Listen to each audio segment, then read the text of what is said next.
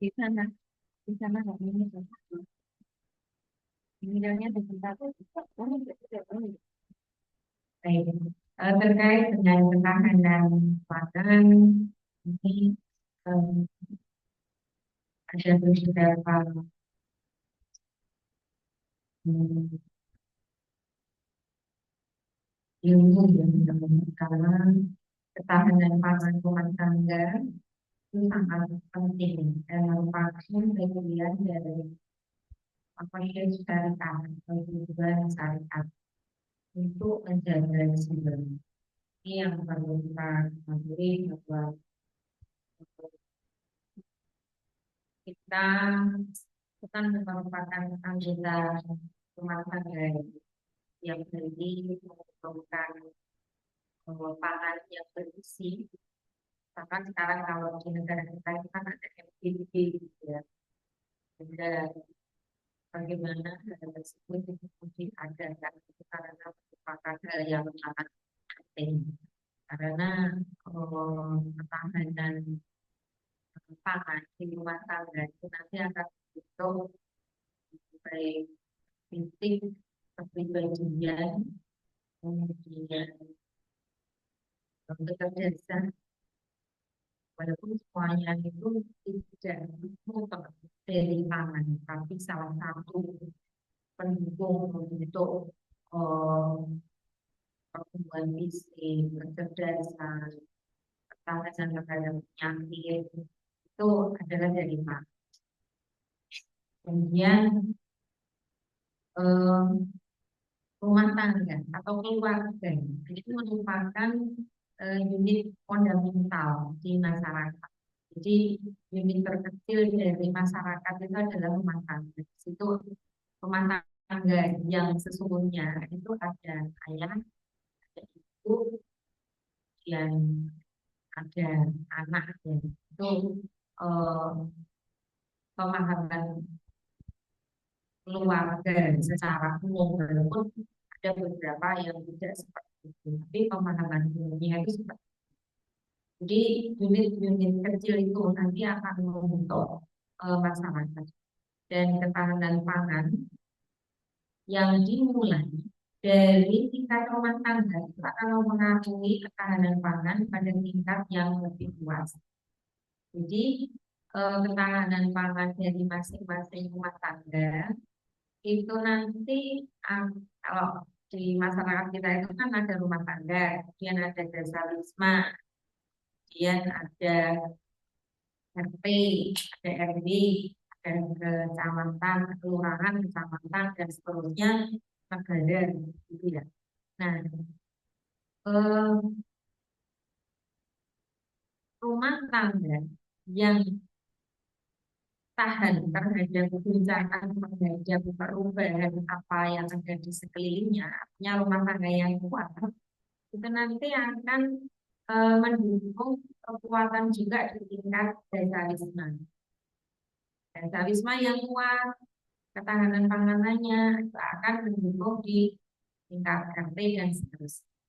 Sehingga kalau di masyarakat itu kan kita ada posyandu di kan posyandu itu kan digalakkan sebetulnya pada saat zaman Putin Soeharto yang presiden itu tujuannya itu untuk membentuk ketahanan pangan dari unit yang terkecil di rumah tangga. Nah, keadaan rumah tangga di masyarakat itu kan berbeda-beda. Nah, untuk mempertahankan ketahanan pangannya itu dibentuk eh, posyandu. Di posyandu itu biasanya kan dilaksanakan setiap bulan ya. Kalau di kampung saya itu setiap tanggal 20. Nah, di situ kan balita, lansia. Jadi kelompok yang rentan terhadap penyakit, mudah sakit, kan balita itu kan mudah sakit ya. Itu diberi gizi yang seimbang. Jadi kalau sekarang itu biasanya jenis makanan yang diberikan di posyandu itu kan harus ada proteinnya, ada vitamin mineralnya, ada karbonya gitu ya. Jadi ada buah, ada sayur, kemudian setiap tanggal atau bulan Februari kemarin ya itu biasanya dapat vitamin A gitu ya. Karena vitamin A itu nanti akan membentuk eh, apa ini, daya tahan tubuh dari balita. Sehingga diberikan. Kemudian nanti di bulan Agustus itu biasanya nasional itu ya. Balita itu semua diberi minyak ikan. Nah, itu harapannya pemberian vitamin mineral itu nanti akan menjaga ketahanan terhadap penyakit. Jadi balita itu tidak mudah sakit. Kemudian sekarang itu kan ada dukung dari MPG ya, tapi KJT kayaknya belum eh, buka ya untuk MPG. Tapi itu sebetulnya jangan dipukul rata, MPG itu meracuni itu enggak. Karena kalau yang dibeli ya, itu SPPG-nya bagus. Kemudian belum ada yang masuk. Karena SPPG-nya kemudian itu termasuk bagus. Salah satu SPPG-nya yang besar itu dari catering, Sinta Catering.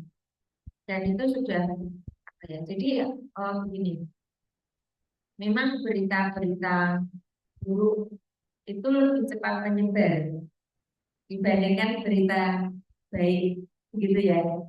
Nah, yang saya amati SPPG yang ada di tingkat kemudian itu termasuk SPPG yang bertanggung jawab dan kualitasnya itu kita bertanggung jawabkan.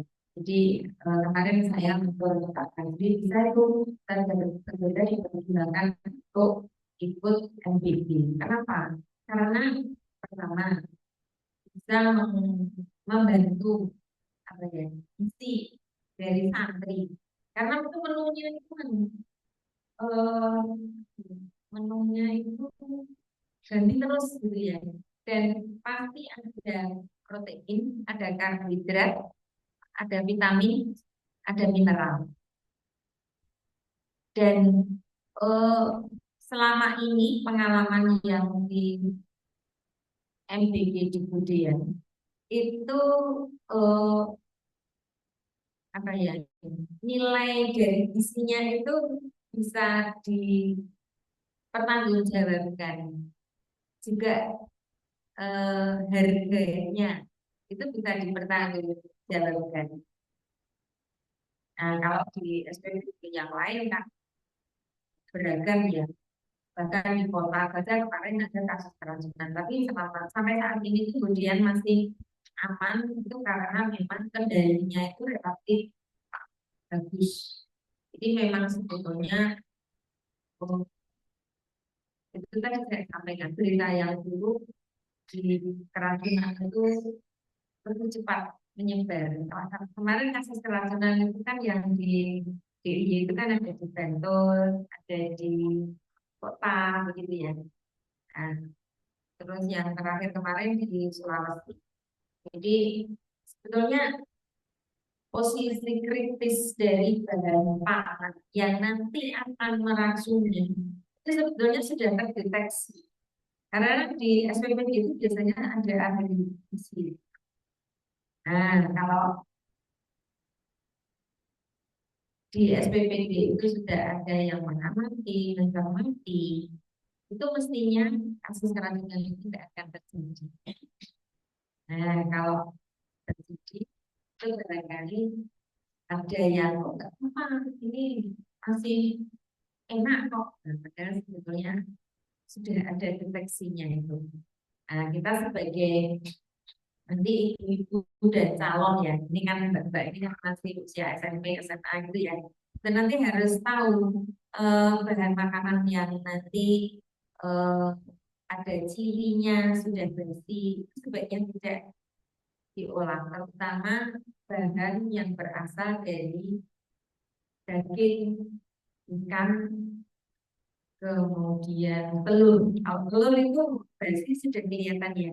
Tapi daging sama ikan kadang yang susah diamati. Tapi sebetulnya dari bau, kemudian kalau daging berlendir itu sebetulnya jangan dilanjutkan untuk dimasak.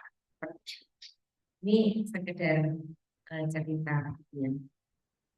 Kemudian yang terkait dengan ketahanan pangan ini saya ambilkan dari surat Yusuf ya. Langsung aja ya. Jadi bercontoh tanamlah kamu 7 tahun berturut-turut. Kemudian apa yang kamu tuai, biarkanlah tangkainya, kecuali sedikit untuk kamu makan. Jadi ini aspek dari surat itu terkait dengan Sirah Nabawiyah zaman Nabi Yusuf ya. Nabi Yusuf itu kan salah satu utusan Allah yang mempunyai kemampuan untuk menafsirkan mimpi. Nah, di salah satu tafsir itu ada gambaran bahwa nanti di masa tersebut itu ada masa 7 tahun bercocok tanam dan bisa panen. Kemudian nanti 7 tahun berikutnya itu adalah masa paceklik. Jadi masa tidak ada hujan, air curahnya sedikit sehingga tidak ada panen. Nah, di saat itu Nabi Yusuf itu menganjurkan pada eh, masyarakat pada saat itu untuk panen, dan panen itu tidak langsung dihabiskan, tapi sebagian kecil saja yang dimakan. Caranya menghemat bagaimana? Nah, cara menghematkannya itu kalau kita itu mempunyai jatah makan sehari 3 kali, ya jadikan 2 kali saja. Kita mempunyai 7 hari dalam seminggu, maka 2 hari gunakan untuk puasa. Kemudian dalam 1 bulan 30 hari itu kita punya yaumul bid, 3 hari puasa. Nah, dengan seperti itu kita ada penghematan untuk makan. Nah, hemat makan itu nanti harapannya digunakan yang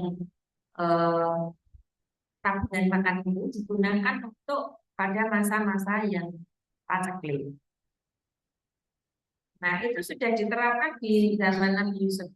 Zaman Nabi Yusuf itu tahun berapa itu? Sebelum Masehi ya. Ya, tapi itu sudah eh, disampaikan di dalam Al-Quran, dan itu bisa digunakan untuk ibro kita, untuk pelajaran kita, bahwasanya kita itu kalau makan itu sebaiknya secukupnya, karena kecukupan makan dari setiap orang itu berbeda-beda.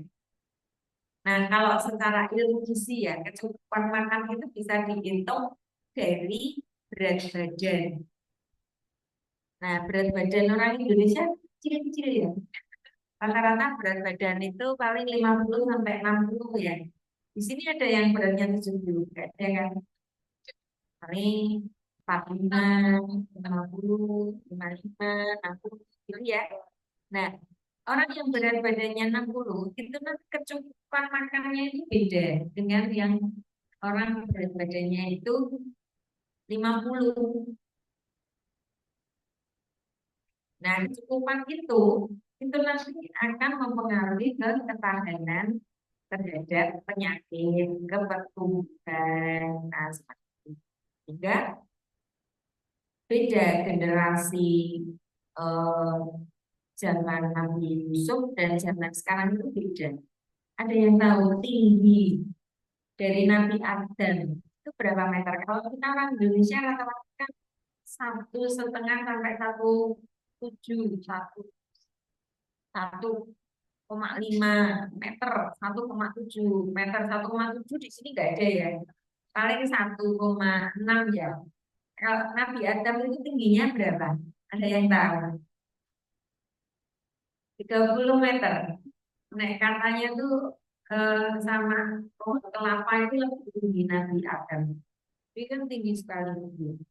Kalau orang tinggi itu kan makannya juga banyak ya. Atau mungkin gini, kalau kamu punya ternak sapi sama ternak kambing, Makanya banyak yang mana? Sapi tahu, harus sapi gede. Manusia juga kayak gitu. Kalau dia itu beratnya besar, misalnya 80, bandingkan dengan yang beratnya 50, dan nanti kecukupan makannya itu gitu. Kalau orang yang beratnya 80 tapi dia diet ya, pengen beratnya itu jadi 60, itu bisa mengurangi makanannya. Tapi kalau mau mengurangi, dia harus tahu ilmunya. Nah, seperti itu. Nah, kemudian yang ada satu lagi yang terkait dengan ketahanan pangan, itu adalah surat An-Nahl 112. Di surat An-Nahl itu disampaikan yang artinya, dan Allah telah membuat suatu perumpamaan dengan sebuah negeri yang dahulunya aman, tentram, rezekinya datang, melimpah dari segala tempat. Tapi penduduknya mengingkari nikmat Allah. Karena itu Allah memberikan kepada mereka pakaian kelaparan, takutan disebabkan apa yang selalu mereka perbuat. Nah, eh, ada di ayat Al-Quran itu yang pernah saya baca, ya, bahwasanya ada suatu koma yang buahnya itu lebat, kemudian sudah siap dipanen untuk besoknya. Akan tetapi di malam harinya itu tiba-tiba datang angin yang kencang sehingga tanaman itu buahnya itu rontok, nggak bisa dipanen karena buah kurma itu kalau apa ya sudah jatuh di tanah rontok gitu ya, kena tanah itu biasanya nanti kualitasnya turun dan mudah, hingga ada teknik sebelum atau saat sudah mulai bisa dipanen itu sebaiknya segera dipanen. Nah, tentang ketahanan pangan di rumah tangga ini terkait dengan kegiatan pertanian di lahan terbatas atau sering disebut dengan urban farming. Kalau Pak lihat di sini kita sudah punya tanaman apa itu? Pisang, terus apa lagi? Pepaya, terus apa lagi? Cabai ada nggak? Cabai, ya, buah ada itu, lengkeng, ada buah ya. Nah itu merupakan salah satu bentuk kegiatan mempertahankan atau menyediakan bahan pangan yang bisa digunakan di rumah tangga. Jadi kalau misalnya mau dihidupkan ya kan santri ini biasanya kan punya waktu ya, itu bisa pakai model pot gitu ya. Beli pot yang agak gede itu ya, tanam terong. Kayaknya dulu pernah tuh tanam terong. Tapi kayaknya sekarang sudah luntur karena mungkin yang menggerakkan tidak ada. Padahal sebetulnya tanah kita punya, pupuk beli tidak kan. Nah itu bisa mungkin mungkin bisa dibuat sistem ya. Ini santri jumlahnya ada berapa? 25 ada ya, 33 ya. Itu bisa dibikin kelompok. Jadi 33 itu mungkin bikinlah 15 kelompok. Jadi saat kelompok itu dua orang. Dua orang punya satu pot. Kan berarti ada 15 atau dua orang punya dua pot ya. Jadi ada berapa pot gede? 33 pot gitu ya. Nah, kelompok dua orang punya dua pot. Satu tanami terong, satu tanami kacang panjang kata-kata. Benih, kemudian nah, itu dibikin kelompok untuk apa? Pengalaman bertanam dan hasilnya bisa dimanfaatkan. Dan kita nanti akan merasakan rasanya beda loh. Benih dan panen sendiri itu rasanya beda. Dan apa ya, buah tomat itu saya kira 2 bulan sudah buah. Nanti 3 bulan sudah bisa dipanen. Nah itu nanti bisa dibikin lomba tanamannya, yang buahnya paling gede-gede, jumlahnya banyak. Itu diapresiasi. Apresiasinya mungkin kelompok itu biasanya harusnya apresiasinya boleh makan mie ayam yang bahannya dari panen itu tadi.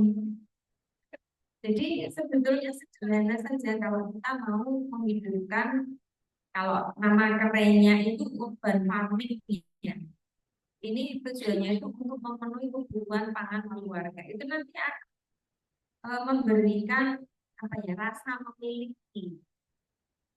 Santri pernah panen tomat sendiri?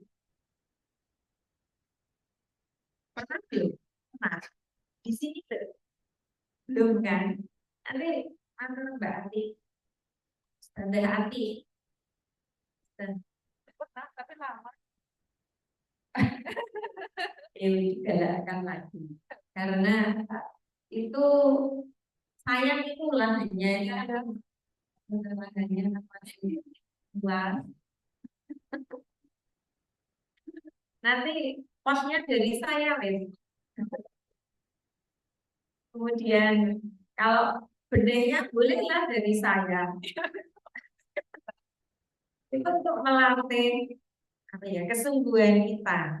Karena belum tentu loh nanti kelompok satu, kelompok dua itu tanamannya itu bisa gemuknya beda itu loh. Tumbuhnya beda, kok bisa? Nah, nanam itu butuh hati juga dilibatkan. Seperti ini, ada juga kita kan ketahanan pangan itu dia boleh tanaman, boleh ternak. Ada yang pernah melihara ayam? Nah, ayam itu kalau kita memberi pakannya itu tak ya atau turahan-turahan gitu ya. Kan biasanya peliharaannya biar nanti sisa makanan kita diberikan ke ayam. Nah, padahal kalau kita kan dianjurkan kalau makan tidak bersisa. Lah, ayamnya nanti makan apa kalau cuma dikasih sisa kan gitu loh.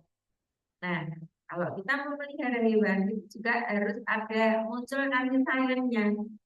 Hewan itu merasa dipelihara tanpa kasih sayang dan dipelihara dengan kasih sayang. Itu nanti akan beda. Kalau nggak percaya bisa dibuktikan. Ayam itu yang dipelihara dengan baik, dengan pakan, kemudian dengan kasih sayang itu, kalau dia diambil telurnya, itu dia nanti setiap hari akan bertelur satu sampai nanti dia habis masa bertelurnya. Tapi kalau kita peliharanya itu istilahnya tidak dengan hati apa sakit, itu nanti bertelurnya juga bisa macet. Karena hewan itu juga bisa stres. Kalau stres, kalau hewan bertelur, ya nggak bertelur. Seperti itu. Nah, pernah mendengar kalau kita mau nanam tanaman, itu kalau cuma ditanam saja tanpa dipupuk dan disiram, kemudian disawang itu ya, diperhatikan. Itu juga nanti ya tanamannya itu nggak subur. Jadi kalau kita lihat jalan-jalan misalnya di daerah Kopeng gitu ya, sayurannya itu kok bagus. Yang sehari-hari kita konsumsi itu ya ada tomat, ada cabai, ada timun dan seterusnya itu kan buahnya bagus-bagus ya. Nah itu ada teknik menanam sendiri di samping lingkungannya yang cocok, itu juga mereka memelihara dengan sungguh-sungguh. Jadi pemeliharaan tanaman kemudian hewan dengan sungguh-sungguh itu nanti akan menghasilkan eh, sayur, buah, kemudian apa ya produk susu, telur itu yang lebih berkualitas dibandingkan yang eh, kita pelihara, kita tanam, kemudian didiamkan seperti itu. Nah, kemudian terkait dengan ketahanan pangan yang dari rumah itu bisa dari apa yang saya sampaikan tadi, kemudian ada istilah urban farming.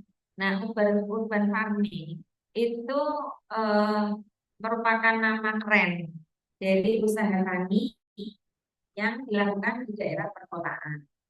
Di daerah perkotaan itu biasanya kan lahannya sempit, ya kan, bahkan nggak ada lahan. Di daerah kota Jogja itu ada yang pernah jalan-jalan di daerah Kauman, Monatan, nanti ya Kauman mana enggak? Kauman itu daerah perkotaan yang padat sekali penduduknya.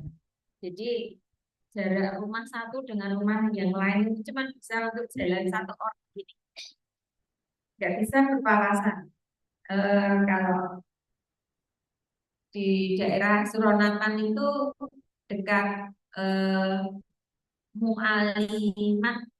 Mualimah itu SMA Mualimah atau dia madrasah madrasah Mualimah itu rumahnya beda dengan sini. Kalau sajadah itu kan masih apapun bisa untuk tanaman dia di sana nggak ada, tapi apa pernah mereka itu menjuarai kait dengan ketahanan pangan ini karena dia membuat pot yang potnya itu dari galon bekas itu ya. Nah, pot-pot itu ditata di setiap rumah minimal harus punya 5 pot. 5 pot itu harus ditanami dengan tanaman menghasilkan bisa untuk dimasak di dapur. Nah, yang bisa dimasak itu misalnya apa? Yaitu tadi bisa sayur lontang, seledri, tomat, padi bisa nggak? Bisa. Ini loh di daerah sini ini ada orang tanam padi di pot ya. Mau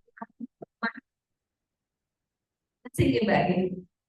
Itu pernah panen, aku pernah lihat. Walaupun sebenarnya nggak banyak, tapi kalau untuk penyediaan rumah tangganya mungkin cukup.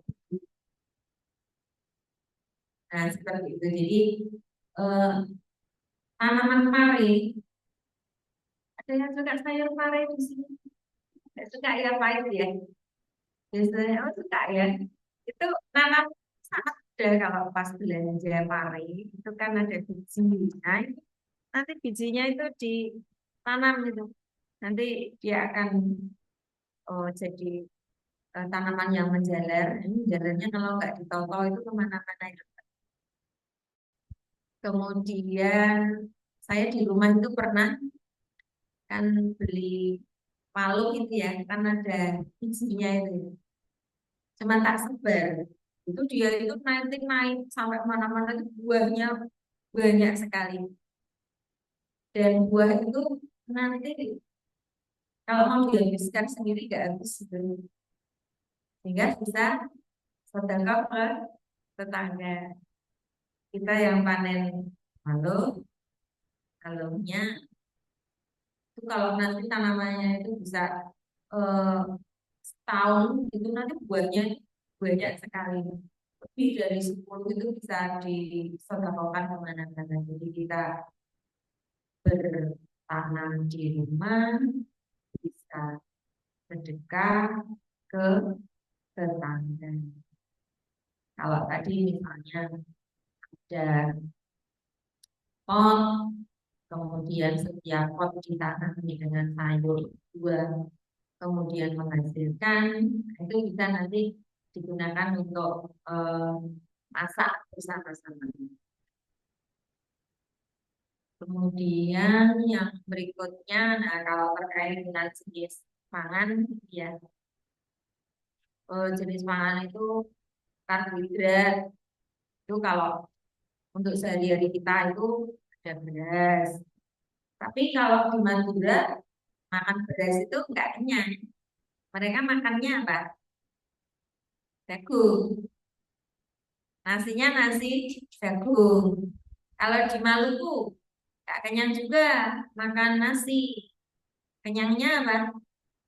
Tahu. Jadi biarkanlah daerah-daerah tertentu itu makannya nggak sama, harus sama dengan kita, nggak harus semuanya itu beras seperti itu. Jika kalau eh, kita mempertahankan keragaman bahan makanan khas di setiap daerah, maka kita tidak akan pernah kekurangan. Kemudian protein itu bisa hewani, bisa nabati. Kalau hewani itu telur, daging ayam. Tapi tahu tempe kan enak ya. Kalau ayam setiap saat bosen ya. Kalau tempe nggak ada bosennya kan. Nah itu bedanya protein hewani dan nabati itu seperti itu. Jadi memang apa ya, alat cerna kita itu sunatullah diciptakan oleh Allah itu sebetulnya lebih seneng yang nabati. Tempe itu kan nggak boseni ya, tahu nggak boseni.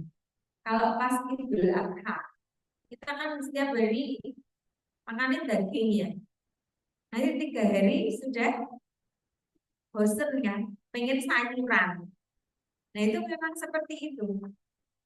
Jadi memang eh, apa ya, rangkaian organ cerna manusia itu memang desain dari Allah itu sebetulnya lebih pas cocok ke nabati, herbivor gitu ya, jadi bukan karnivor. Karnivor itu apa?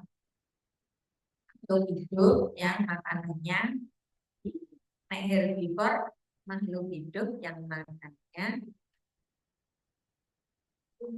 tanaman. Nah kalau manusia namanya apa? Omnivor. Nah, daging, telur itu memang sumber protein hewani yang apa ya, asam aminonya itu lengkap, komplit. Tapi komplitinya di sistem gizi, model gizinya itu nggak harus setiap saat gitu. Jadi katakanlah seminggu 2 kali telur sudah cukup gitu, nggak harus. Tapi kita nanti juga harus ada ini protein nabatinya itu ya, ada kedelai, ya tahu tempe ya kalau orang Jawa. Tapi kalau di daerah yang dekat dengan laut itu biasanya ikan, ikannya lebih murah. Nah kemudian sayur, ini yang saya sebutkan itu yang umumnya, ayam, wortel, sawi itu untuk manusia itu wajib ada, karena di situ itu ada vitamin dan mineralnya. Ada vitamin A di wortel, kemudian vitamin C di jeruk, kemudian kalau bayam itu ada mineralnya, mineralnya FE. FE itu manfaatnya apa? Kalau ibu-ibu itu biasanya nanti atau mbak-mbak di sini santri itu nanti kan ada haid ya, bulanan. Pasti pada saat bulanan itu biasanya kan lemes gitu ya. Beberapa itu bahkan harus minum sangobion. Sangobion itu di sini apa? Fe. Fe itu yang secara alami dari mana? Sayur yang warnanya hijau. Seperti itu. Jadi kalau santriwati, ustazah itu wajib suka sayur. Kalau nggak suka ya dibuat seperti apa, nggak harus model masakan tumis. Pokoknya yang disukai itu harus suka sayur karena di situ terdapat komponen vitamin yang kebutuhannya itu sedikit tapi wajib ada. Begitu. Mbak sampai jam berapa? Oh iya, Iya.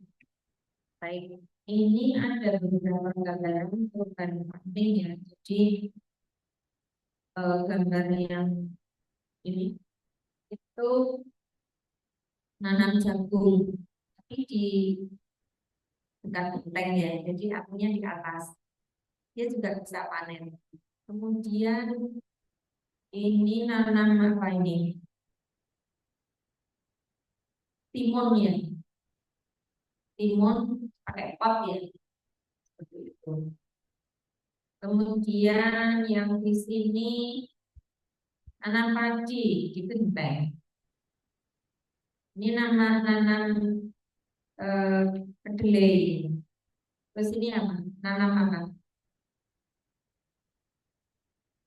Ubi kayu, telo. Itu kan daunnya kalau dibikin sayur kan banyak yang suka. Kalau masakan Padang itu kan sayurnya daun telong gitu ya. Kemudian nanti ubinya bisa diolah untuk sumber karbohidrat. Kemudian kalau ini ayam biasanya telur mungkin kalau di sini nanti dengan bau. Tapi sebenarnya kalau untuk pendidikan bagus lah mungkin 5 gitu ya, tapi harus ada eh, jadwal untuk membersihkan karena eh, apa ya kotorannya itu kalau nggak dibersihkan nanti bau. Nah itu kedisiplinan jadi untuk urban farming itu butuh disiplin gitu ya. Kemudian yang contoh berikutnya ini lele di galon bekas gitu ya.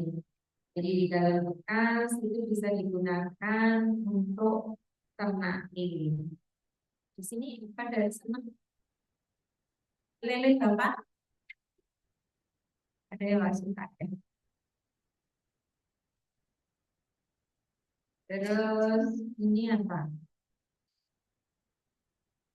Bukan sapi lah.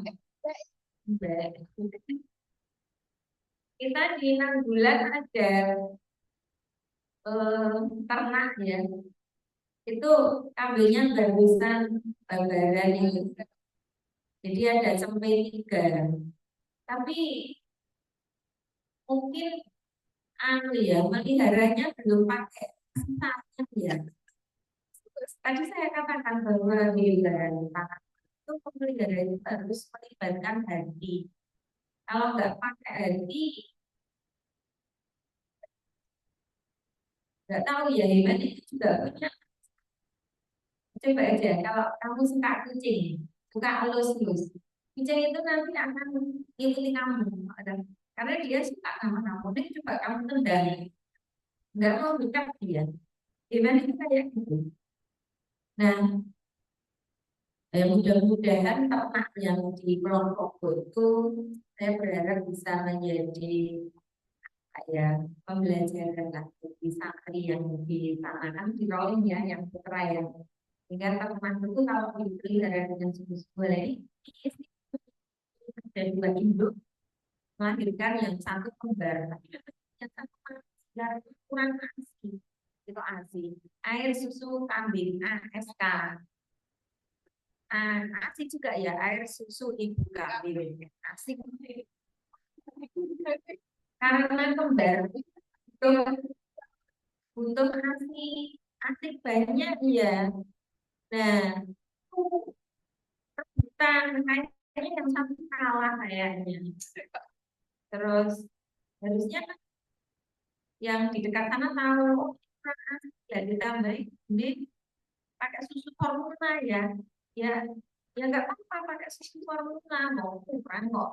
Kalau didiamkan yang namanya bayi. Kalau kekurangan makanan pasti lemes ya.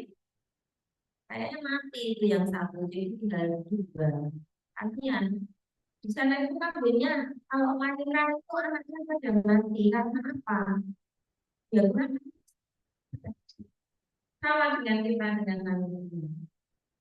Padahal sebetulnya kalau eh, ada kesungguhan memelihara itu susu kambing itu rasanya enak. Kambing enak, lebih gurih dari susu sapi. Bahkan sekarang kan sudah banyak yang jual gitu. Nah ini saya contohkan ini bayi di pot.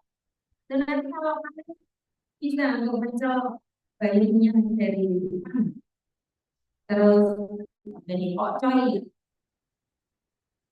terus tomat, kacang panjang. Ini kacang panjangnya ini kacang panjang yang utuh. Itu kandungan bahan aktifnya itu lebih banyak dibandingkan yang kacang panjang hijau. Jadi lebih sehat. Kalau di lalat itu lebih renyes renyes renyes gitu. Karena lalat kacang panjang. Coba aja, rasanya gurih manis. Heeh, coba aja. Perlu mencoba hal-hal baru. Barangkali itu yang bisa saya sampaikan tentang ketahanan yang memotivasi aku. Hanya nanti titip kembang ibadah hati. Itu apa? Mengadakan pot sama bibitnya. Terus ini rempah ini loh, aku di rumah itu punya tanaman merica dan berbuah. Nah, itu nanti bisa itu ditanam di sini pakai pot itu. Dan perbanyaknya juga udah ditundukkan gitu. Karena yang rumah tuh ada sirih merah juga tuh. Nah, sirih merah itu masuk tanaman obat. Kalau kamu batuk kayak sembuh, ambil sirih merah, rebus airnya diminum. Itu nanti akan melakukan pendoran, tapi pahit. Tapi itu obat. Iya, barangkali itu standar nanti dari saya cukupkan dengan salam dulu, nanti silakan kalau ada yang bertanya. Assalamualaikum warahmatullahi wabarakatuh.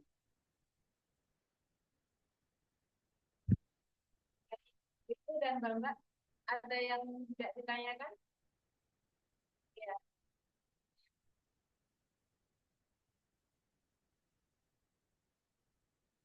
Dengar. dengar.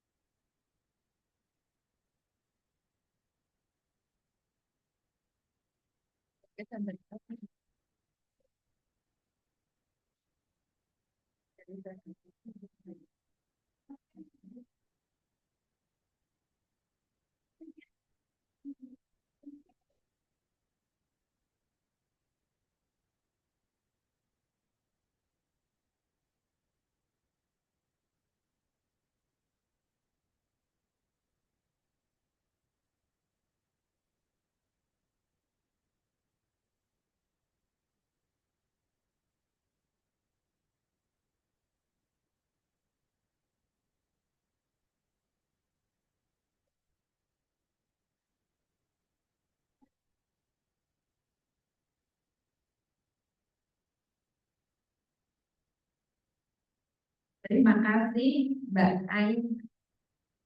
Oh Mbak, tahu Mbak. Saya sudah melihat. Jadi baik, ada pertanyaan yang sangat menarik bahwa ada seseorang yang tidak makan sayur, buah, tapi merasa sehat-sehat saja. Satu suka makan sayur buah, tapi eh, terasa sakit badannya, gitu ya. Nah, begini. Jadi sebetulnya eh, makan itu kan proses terus-menerus yang rutin ya.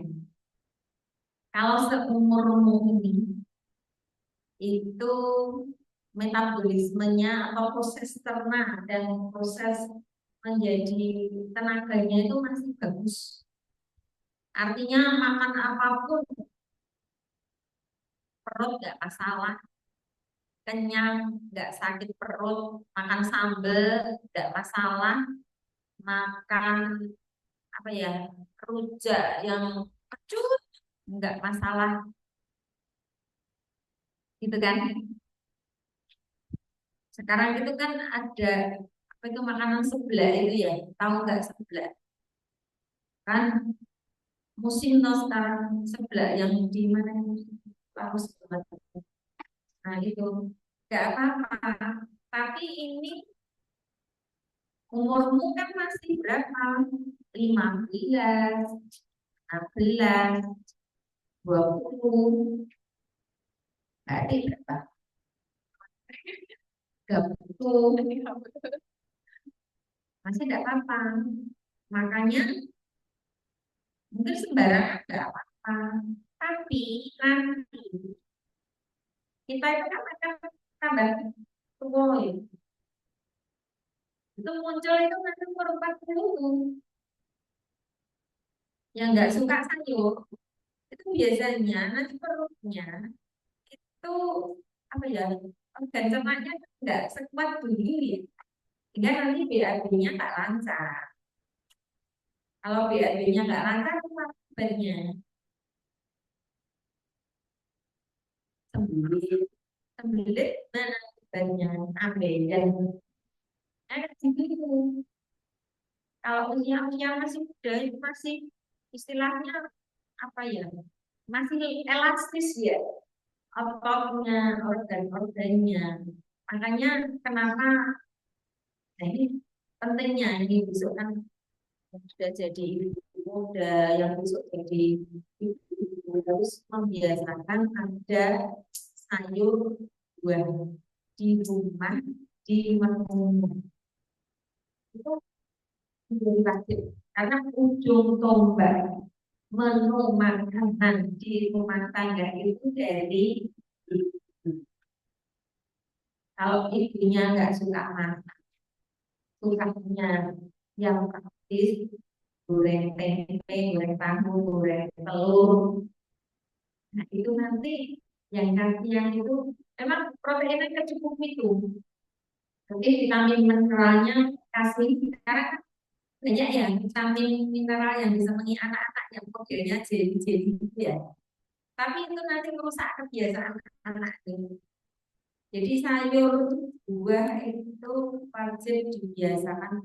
Tapi ini juga ya, anak-anak itu kadang balita itu susah dibeli sayur, buah. Nah, cari apa ya, seni, seni agar anak itu senang. Misalnya anak-anak itu senang agar-agar ya. Nah, dibuat agar-agar itu dicampuri dengan buah. Anak-anak suka es krim ya.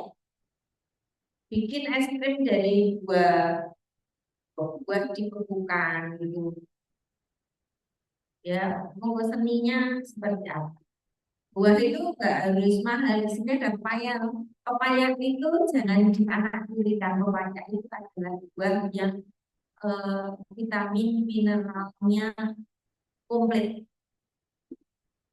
warnanya merah artinya apa dia pro vitamin A kemudian vitamin C, ada gula, manis kan? Ada gulanya. Kemudian dia ada enzim papainnya. Enzim itu nanti yang akan melancarkan BAB. Kemudian buah apa lagi ya yang di sini itu ada kelengkeng ya. Nah, itu sudah berbunga itu manis, tapi kalau kelengkeng itu kadar gulanya terlalu tinggi ya. Jadi jangan terlalu banyak. Terus buah apa lagi yang ada di sini? Apa pisang ya? Pisang itu karbonya tinggi. Komponen K-nya besar. K itu nanti dia pengaruh ke proses pembekuan darah. Jadi kalau kita luka, kena pisau, kata, nanti kan darahnya bisa berhenti kan? Nah, itu diantaranya yang bantu itu adalah vitamin K. Itu Mbak Naura. Ya. Oke. Ada dari Bu Tama.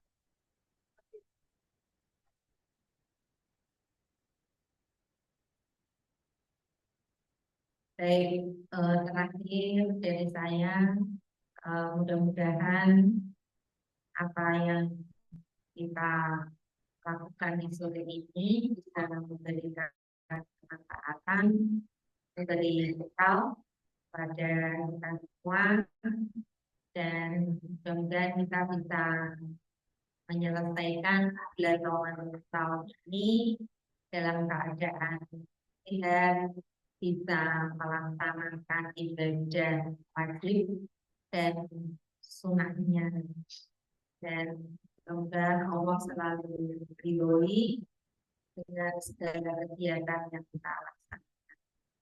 Demikian dari saya kembalikan kepada saudara. Ya, jadi tadi MC-nya Mbak Naya, tapi Mbak Naya ini kan betul sekali ya. Memang sudah berulang lagi, sudah menjaga kepada bulan malam, sudah seperti itu. Kita ngomongkan ya, insya Allah ya, banget ya, tadi ya, bagus tadi ya, kita beri kelompok, kita langsung praktek untuk menanam, untuk bisa berpengalaman untuk apa di rumah kita. Yang itu juga kota besarnya mungkin dari Rapi, Bu Ovi, sudah juga di Juli kita ini sudah semakin terakhir ini. Terus kemudian enggak yang dari belakang semoga itu dapatkan hari ini bisa bermanfaat. Karena ini waktunya sudah mendekati untuk